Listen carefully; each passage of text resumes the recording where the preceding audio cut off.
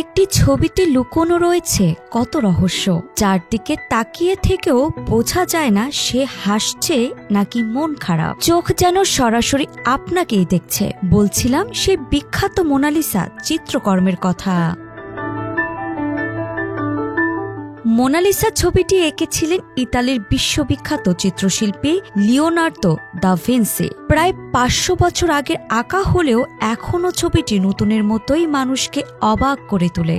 কারণ এই ছবিটি নিয়ে রয়েছে অনেক রহস্য। ছবির সবচেয়ে বড় রহস্য হল মোনালিসার হাসি।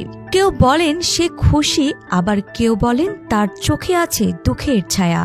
এই রহস্যময়তা মানুষের মধ্যে কৌতূহল সৃষ্টি করে তোলে। তাই এত বছর পরেও আলোচনার কেন্দ্রবিন্দুতে রয়েছে মোনালিসা।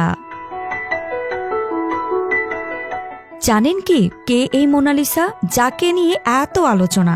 ধারণা করা হয় মোনালিসা ছিলেন একজন ধনী ব্যবসায়ীর স্ত্রী, যার নাম ছিল লিসা গেরার্দিনি। তবে অনেকে বলেন ছবিটি তার নয়, ছবিটি আসলে দা ভিঞ্চির নিজের মুখে নারীকরণ রূপ। 1804 সালে ফ্রান্সের প্যারিস শহরের লুভর জাদুঘরে ছবিটি সংগ্রহ করা হয়। ছবিটি জাদুঘরের একটি বিশেষ গ্যালারিতে বুলেট প্রুফ কাচের পেছনে সংরক্ষিত রয়েছে।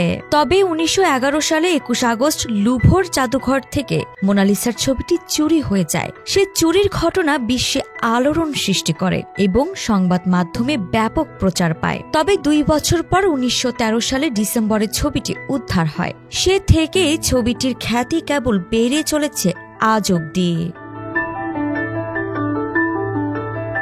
মোনালিসা বিখ্যাত হয়েছে শুধু তার সৌন্দর্যের জন্য নয়, তার হাসির রহস্য, ছবির ইতিহাস আর লিওনার্দো দা ভিঞ্চি অসাধারণ শিল্পকর্মের কারণে।